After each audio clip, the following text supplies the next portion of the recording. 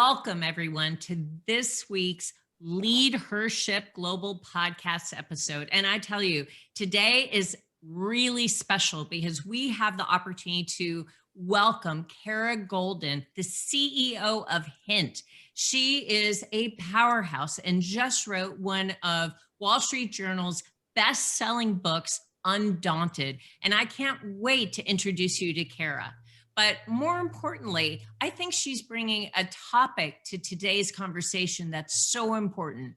And that is the secrets to becoming undaunted, overcoming doubts and doubters. And I know that we have all suffered from this feeling of doubting oneself, doubting our mission, doubting our purpose. And today, Kara is going to talk to us about how to overcome those self-sabotaging doubts. In fact, think about it. What would you do if you weren't afraid? What do you think you could actually accomplish if you could eliminate your fear of failure? Today, we're going to show you that bravery is just simply deciding to move forward despite your fear.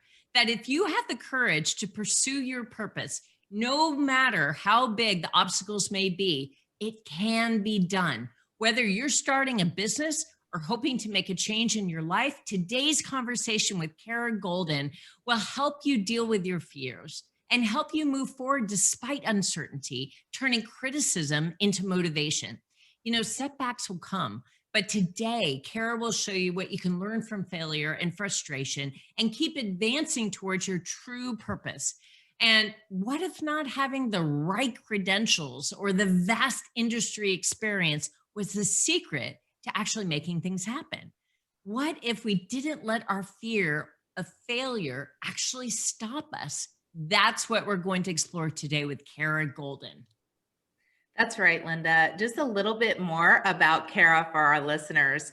Kara is the founder and CEO of Hint Inc., best known for its award-winning Hint water. It's amazing. If you haven't tried it, I'm a huge fan. The leading unsweetened flavored water in the industry. Kara's turned her unsweetened flavored water into one of the most successful beverage businesses of our time and has been named one of InStyle's Badass 50, Fast Company's most creative people in business, Fortune's most powerful women entrepreneurs, and EY Entrepreneur of the Year for Northern California. The list just doesn't stop there. The Huffington Post listed her as one of the 6 disruptors in business, alongside Steve Jobs and Mark Zuckerberg. Kara now hosts the podcast, The Kara Goldin Show, and her first book, Undaunted, Overcoming Doubts and Doubters, was released in October of 2020. It's now a Wall Street Journal and Amazon bestseller. Kara, we are so thrilled to have you on the podcast with us today. Thanks for having me. Very excited to be here. Well, let's just jump right in because our audience is going to be really interested to hear from you. Tell us a little bit about your journey and what led you to have such a passion around, first, the product, and second, overcoming fears and doubts in pursuing your purpose. Well, first of all, I launched this company after a career starting in journalism and then moving into tech. And I had my first job in New York I wanted to work for Fortune magazine, but I never got the job at Fortune. So I got a job with Time in the building, which ended up to be a terrific experience and part of my journey. I was then recruited out by, I guess it was a late stage startup at the time, they were calling it, and it's called CNN, and worked there in the early 90s when it was, not very big. I mean, they were still trying to get cable news into lots of different households, right? And it just wasn't exactly what it is today. And I met my husband in New York, and he had this idea that he wanted to do technology law. And we got engaged and we moved to San Francisco because all of the law firms were sharing with him that basically technology law was really going to happen in Silicon Valley first before anywhere else. So I moved with him to the Bay Area. I had been following this guy, Steve Jobs, and I mention it now, but you have to understand in 1994, he was just kind of another person, right? He was just not sort of the legend that he, is in people's minds today. But I had followed him and really was appreciating the concept that he had taken really ugly, really complicated computers that I had seen when I was in college and towards the end of college, had turned them into these smaller machines that were designed really beautifully and anyone could use them. And they had this cute little apple on it. And I had heard that he was living in Silicon Valley somewhere. I, of course, knew that Silicon Valley was pretty big, but I thought, that's somebody that I would love to work with. I just want to meet him and just like work with him. So while I was researching how to actually meet this person and try and understand exactly, what I could possibly do there, that's when I stumbled upon the startup that was a spin out of something that he had come up with, but that he was working with this group at Apple. And so these 5 guys had left Apple, started this company, and I thought, well, maybe Steve will be there at some point. I don't know what I was thinking. Just to entertain myself, I had nothing else to do. I knew nobody in San Francisco. So I picked up the phone and called this company, and I call it a company. It was really 5 guys. It wasn't in a garage like a typical Silicon Valley. It was a small office in San Mateo, California, south of the city. And so I went there. I said, "Hey, listen, I'm new to the area. Here's this woman. I have no idea what I'm talking about. I'm not a technology person, and it's a CD-ROM disc that has a bunch of catalogers on it." And all I said to myself was, I know a lot about shopping. I know how to shop. I know how to spend money, and I can go and I can meet with them and I can go to coffee, and it's all good. And they don't even have a job for me, because why would they hire me? I'm not an Apple person or a tech person. So after an hour in this coffee meeting, I remember one of the guys saying to me, he said, he's explaining the whole product, and he says, "So, uh, do you have any questions?" And I said, "How do you make money?" Because I had been hearing about, like, at Time and at CNN, they were very interested in making money. And I said, "How do you make money?" And he said, "Well, we haven't figured that out yet." And I said, "Well, okay, like, that's great. I mean, you can have a company and it doesn't make money and you're not really that worried about it. I mean, that's amazing." And he said, "Eventually we're going to have to figure that out." And I said, "Well, have you thought about this? Have you thought about this?" I was just talking. I had no idea what I was talking about. And he said, "That's really interesting. Maybe you should come work for us." And I said, "Well, what would I do?" And he said, "You would go out to like the Gap and J. Crew and all these catalogers and talk to them about putting their catalog on the disc." And I said, "Well, some of them, the Gap doesn't have a catalog. So what would I do?" And he said, "Well, you would convince them to do it." And I said, "Huh, okay, you're going to pay me to do that? Really? Like, that's so cool." And I get to meet these executives from these companies that are sort of iconic. So I mentioned this and spend a little more time there because that was kind of my first taste of realizing that anyone can add value to a conversation. It's about throwing ideas into a pot. Maybe some are bad, maybe some are good. I take this role being head of business development for this teeny tiny company to market. And then 6 months later, America Online acquires us.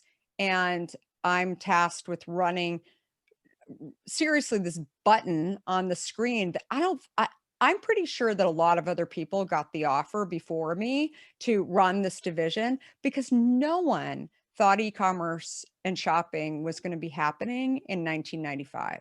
No one. I mean, it was the leftover. Okay, just give it to Kara. Let's see what she does.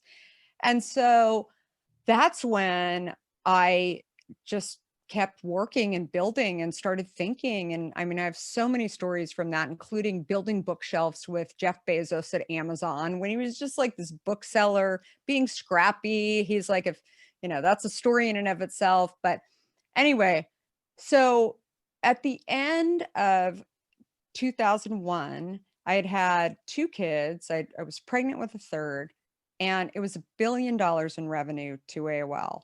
And I was on the plane all the time. I had 2 kids under the age of 3 at home in San Francisco, never saw them, never saw my husband. And I thought, the United Airlines pilot knows my name. I need to go back to San Francisco. There's plenty of companies in San Francisco. I'm going to go back there and find a job. But I'm going to take a couple of years off first and see what will happen and see if I can incubate exactly who I want to work for. I interviewed with a bunch of different companies in tech, and then nothing kind of sat with me. And I remember one day thinking to myself, I'm a tech executive, but how did I get here? And I never really thought I was going to be a tech executive. I went to that first interview because I loved Steve Jobs and design. But that wasn't tech to me. That was just about simplicity. That was about customer. I don't know. It was a lot, but it wasn't really tech. So I kept really thinking about what I wanted to do. So while I was thinking about what I wanted to do, that's when I thought, I'm not as healthy as I want to be. I've gained a ton of weight. I've my energy levels were significantly lower than they had ever been. I didn't really have an excuse because I wasn't flying on airplanes and getting up early in the morning and catching crazy flights and being on all different time zones. So, and my skin had developed terrible adult acne. That was the other piece of it that I was really not very comfortable with. So I started dieting and really paying attention to what I was putting in my body. And I had never dieted. I had never kind of paid attention to, I'd eaten fairly healthy, but I'd never really paid attention as closely as I was. I was counting calories. I knew ingredients. I thought, I'm going to really just put things into my body that I know what they are at first glance. And nothing was working. I had all of this baby weight that I just couldn't lose, that I just, wanted to get off, and nothing. I had just essentially given up. Then one day, this Diet Coke can was staring me in the face. The ingredients were just looking perfectly at me. And I thought, gosh, there's a lot of ingredients in my Diet Coke that I'm drinking that, I mean, if it was food, then I would just not have it. But why don't I see what will happen if I just stop drinking it? And I kept thinking to myself, well, there's nothing really wrong with it because it's diet. And I thought, no, I'm going to just test it and see what will happen. And so 2.5 weeks later, that's when I swapped it out for plain water, and I started slicing up fruit and throwing it in water about a week in, because I thought that will help me to drink water. 2.5 weeks after sort of doing this test, that's when I realized that I had lost 24 pounds, my skin had cleared, and my energy levels were like back. And I thought, this is crazy on a lot of 24 levels. pounds in 2 weeks. I know, 2.5 weeks. It was crazy. And that's when I really started to think about this industry. And again, I was a consumer that was just drinking a product for years. But then I started really thinking not just about the soda industry and how big it was, but also this whole idea that, I think the word diet for me at that moment, it had always meant that it was healthier than products that didn't say diet on them. Yet I was thinking about things like my first vocabulary test. I'm sure when I was in grade school, diet didn't have the same meaning for me, right? It wasn't a positive thing. It was something that you didn't really want to do, but you had to do. Right. And so somewhere along the way, and I still don't know the answer to this, it became this like benefit, which I thought, wow, that's just, it's kind of messed up, right? And what's fascinating is that I even took it a step further to see that there were more women that were affected by these words and that bought into these words. And it made me angry because I thought, for if it was this simple, we wouldn't have the amount of money that's poured into not just the diet soda industry, but also all these diets, all of these, things that people are really buying into that are healthy perception versus healthy reality. And so about a year into living this way, and certainly when you lose that much weight, people will ask you, what did you do, right? And so I would kind of have these conversations, this dialogue with people, and that's when I thought, gosh, I wonder if I could actually create a product that just has water and fruit in it without any of the sweeteners in it. And I kept thinking, it's got to be out there already. And I just can't find it. I was like blaming myself for not being able to find this product. And I looked on both coasts and trying to find it anywhere and couldn't find it. And finally, I thought, okay, well, I don't know what I'm going to do for a job. I'm really engaged and excited about this. I was waking up every single morning and thinking, about some of the stuff that I'm talking to you about now, but just overall, how would I make it? What would I call it? All of these things. And that's when I went to my local Whole Foods and I said, how do I get a product on the shelf? And the guy was like, what do you mean? And I said, I don't know. I mean, how do you buy the product from me? How does that work? Do I have to have a certain shelf life? All of these questions that just as a consumer, I thought of, and he would give me the answers. I'd write them down in my little notebook and then I'd go home and then it was like I had a job at this point. I was excited, right? That I was learning. You have to, remember that I had also been in a position at AOL. And I think so many people go through this, particularly if you go through a company that has gone through high growth, like I did, where it was a hockey stick. The company or AOL, when I was there, I had seen the hockey stick, but it was kind of leveling out. It wasn't, in a free fall by any stretch, but it was sort of, the growth wasn't as significant as it had been. And so with that, I kept thinking and saying, I'm a little bored.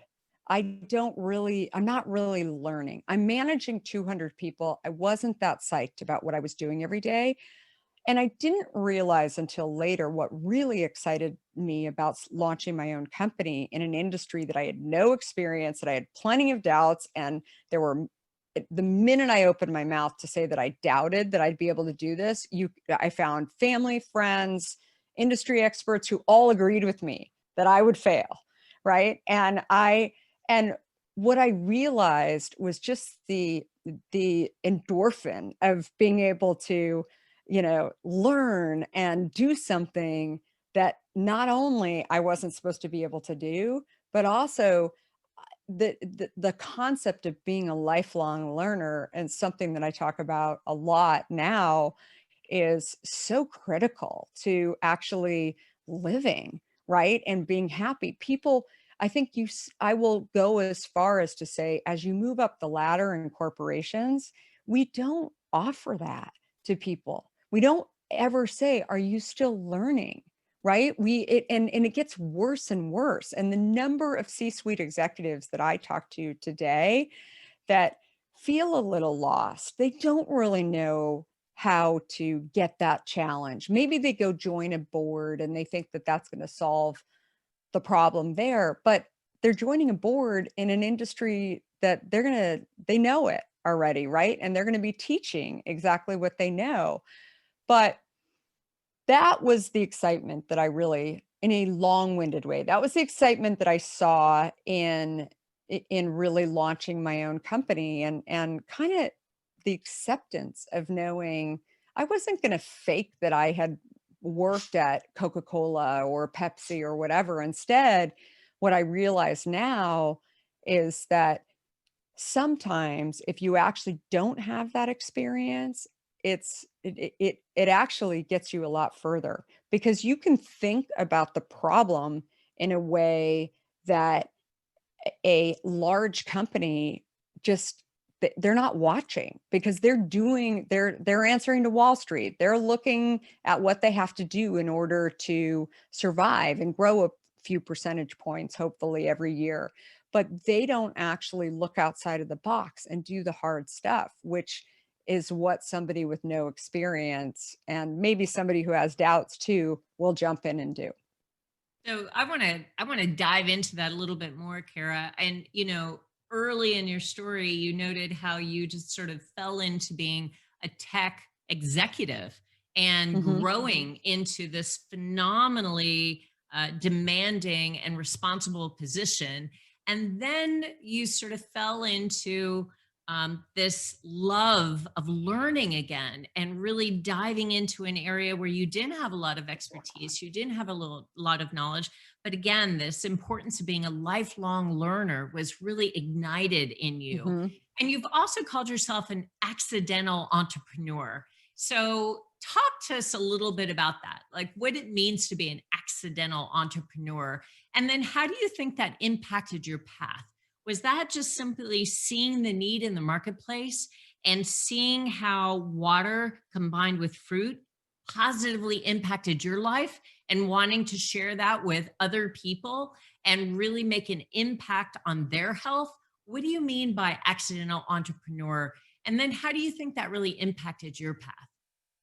Well, I think so many people assume that entrepreneurs were made this way, right?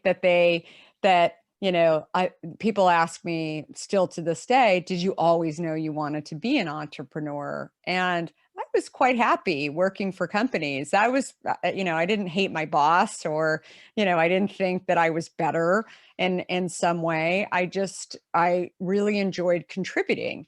But when and obviously I worked for people who I never worked for Steve Jobs, but I worked for people who had worked for great entrepreneurs. And I think, even Ted Turner, I mean, just a very, very different environment, a different stage of the company as well than maybe the little scrappy startup in Silicon Valley that had five guys and, old pizza boxes around the office. Like I was able to see through my experiences prior to him that, again, ideas can come from anywhere, and that there's different stages of companies. And more than anything, that it's really about finding a hole in the market, having an idea, but further your ability to actually execute. So it's something that I always share with entrepreneurs and people on my team as well, that ideas are a dime a dozen. It's your ability to actually, break it down and go and get traction on something. And then I'll even take it further to figure out how the consumer thinks about this, right? And how do you and so in the case of Hint, just as an example, what I was able to bring in that I saw in, CNN, as well as to market, and to some extent even AOL, is figuring out things like quality is one of the most important things. Like, never ever ever just stop because you're because you believe that quality is not important, right? I think that is such an important piece, that so many people think like, oh, it doesn't really matter, people aren't paying attention. But quality is something, if you lead with that as a core thing, whether you're talking about customer service or whether you're talking about the core product or what have you. So again, I had seen a lot of different lights of different entrepreneurs and different ways how they did it. But I really thought that I think by seeing that, it wasn't a I didn't it was like demystified to some extent, as to, if they can do it, I can do it too.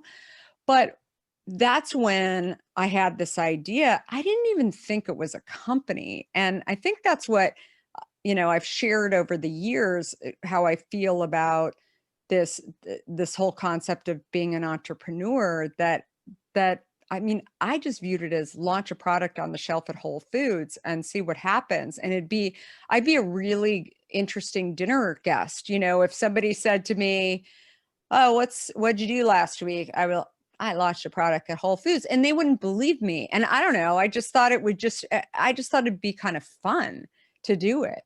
And it would be an experience, but I never really thought about it. Oh, you're going to build $1 billion company. You're going to go and do this stuff. But again, I think because I'd seen other people do it, and I'm not saying that that's the way that everybody does it, but I think that there's a million ways to do it. And so that's really the key thing. And I think so many people think I've never run a company, so therefore I can't go launch a company. Or, you know, I've never raised money, so I can't go actually raise money. And I see so often that people put so many barricades up in front of them, and reasons why they can't move forward, or reasons why they, believe that they'll fail before they even start. And that's probably the number one thing that I really wanted to get out in my book and in my stories, is that it starts with you, and you believing, first of all, that you've got a product and that you've got the ability to execute. But and but I think it's more than anything, it's just knowing that they're no different than you are. And I even will take that further to say that CEOs are no different than you are either. I think that most people that I know that have built companies too as entrepreneurs, and particularly ones that are still running companies, are they have an ability to execute. They have an ability to really understand the customer, and they have an ability to really look back on challenges and failures and understand to stop for a minute and pick up the lessons and know that those things are going to happen, and that's how you move forward ultimately. And 2020, the pandemic is a perfect example where how many people just froze, Right. and they couldn't do anything, and they're depressed and they're trying to figure it out. Then there's a whole other set of people. I was just on an interview with somebody who has an events business, and she was sharing how she figured out really quickly in the next 90 days, after understanding that everything was shut down and her events wouldn't happen. She just figured out how to do it. And now she can't imagine going back to doing live events because she figured out quickly. And that's the problem. It's the people that stop because they don't know what to do. And there will always be these people that just say, I'm just going to go try. She didn't know whether or not she was going to fail or succeed. She was hoping, of course, that she was going to succeed. But anyway, I think that is the real message to people around being an entrepreneur. It's not just about, you knew you were going to do this and it's just in your blood and you become a unicorn overnight. Or typically it's a story of really you saw this problem and you had an idea of how to fix it. You talked about, Kara, a few minutes ago, just this idea of overcoming fears. And especially in 2020, you said people, some have become depressed, some have become absolutely paralyzed, I think, as you said just a few minutes ago, which is sad. But for the women that are listening today, what do you think are some of the most common fears that women have when they consider stepping out on their own and creating their own business, or finding their purpose, or pursuing their passion? And then, other than, what you just said a second ago, what advice can you give them for overcoming those fears, or how can they take a step forward to overcome? I think the more uncomfortable positions you put yourself in, Yeah. and you almost challenge yourself to go and try and figure things out, you'll be surprised at what you can ultimately do. And I was sharing this story with somebody the other day. I remember before any of the, MapQuest or any of the different, I remember sitting there trying as a kid. I would fight with my brothers and sisters over the paper maps that we would have to try and figure out who could like figure out the best way to get there in the shortest amount of time. And it's the same kind of thing. Maybe it's not a timing thing, but it's the same kind of thing, being okay with not really knowing whether or not it's going to work and putting yourself into those kind of situations, I think is so key, not only to knowing that you can do a lot more, but also getting rid of the fear. And one of the things that I talk about in the book is, I don't want to live with fear. And I made that really conscious decision a few years ago. And so I put things in front of myself that I know I'm afraid of in order to try and tackle those things. One of the stories I mentioned in the book is the Grand Canyon and how I've been afraid of heights for years. And, I did everything possible to train myself and really strategize to how I could hike the whole canyon and not be afraid of the heights. And then I ran into other issues along the way. And I think that there are so many stories in there, but you can do all the planning in the world. You can tackle these things, but you're going to run into things. You're going to run into a pandemic along the way. I'm not saying that just by tackling your fears, it's all going to go away. But when the next challenge comes along, you are now much more confident in yourself. You know that you were afraid at one point of this experience and you actually got through it. I have so many of those experiences that I don't even try. I just sit there and look in my head on whenever I think about something that's really daunting and really challenging, I just think, okay, I've done lots of different things. I'm not afraid of very much. And the reason is that I really purposely put myself into those positions. And I think it's particularly your question around people who are listening and really trying to kind of, what are they afraid of? I think they're afraid of challenging themselves and looking bad, right? And I mean, I don't know. I think that makes me that much more interesting to people when I share with them about the stuff that hasn't gone the right way. And I think that's where you learn, right? And you learn to be stronger. I mean, even in the case of the pandemic, so many people said to me in early March, I mean, I had never dealt with anything like this, exactly like this, but I was pretty zen about the whole thing, primarily because I knew that there were a lot of unknowns. 15% of our overall business was to offices. And we started hearing that Google was closing down, Facebook was closing down, all of these offices were closing down. And so we knew that the business that we were doing in those offices, micro kitchens, was all going away.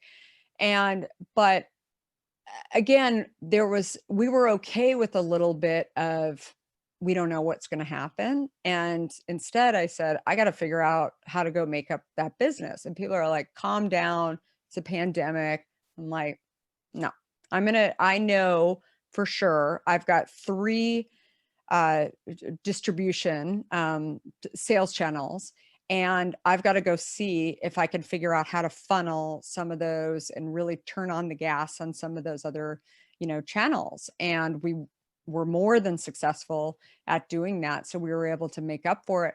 But again, I think that the ability to sort of act and just sit there and try and look at kind of other situations where things had been challenging, when you are faced with the next challenge, you look at, how did I do it last time? What were some of the fears? What were some of the challenges? Was it going to be perfect? No. I can share challenges that happened in 2020 that I never predicted, but we made progress. And, we definitely felt, pretty, now I can look back on those times and think, I don't know what's going to happen, but I figured it out. And and it works. So I think really placing your head into the idea that you may not actually, it might not turn out perfectly, but you go try, you recognize what you've done wrong, because you will do stuff that's wrong, and you own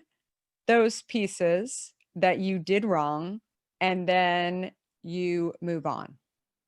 And I think that that just makes you not only a great human, a great manager, a great leader, but also somebody that teaches people I to love live that. that way. Kara, that's so right on. I think that's so wise. And I want to say thank you for all the Oh, incredible wisdom and insight that you've provided. And so I feel a little greedy right now asking one last question of you. yeah. But really quickly, as you think back on the amazing teachers and coaches and mentors that you've had in your career, what is the one piece of leadership advice that you've received that's really made an impact? What's the best leadership advice that you've received that you'd like to pass on to our listeners today? I think the most important one that I've learned is to stay creative, right? And don't just live every day doing the same. And I take that into my personal life as well. For example, I do go to one place every single year in Maine that I really, really love. But in general, when I have been traveling, I'll never travel to the same place because I want it to be a little bit of uncertainty when I go there. And I don't really know what's going to happen until I actually land there and start to figure it all out. Because again, I think that the more creative that you can be, whether it's, a trip or it's actually in business, that is where you're going to continue learning. You're going to surprise yourself. You're going to have your eyes and ears wide open to really recognizing what you're capable of and what you enjoy. And that is the biggest thing that I can share with people. That is amazing. Kara, again, we are so grateful having you on the LeadHERship Global podcast, connecting with our thousands of listeners and offering such incredible expertise. And I would just recommend to everyone that's listening to this podcast today that if you haven't yet, be sure to pick up your copy of The Secrets to Becoming Undaunted, Overcoming Doubts and Doubters. It's one of the most powerful reads I Thank you. think right now available. And it shows not just incredible lessons for entrepreneurs and executives alike, but specifically for women. I think there are so many important and powerful lessons in there for women leaders. And so if you haven't picked up your copy, please be sure to consider that your own gift to yourself. And again, Kara, thank you so much for Thanks for joining us having on the me. Thank you so much.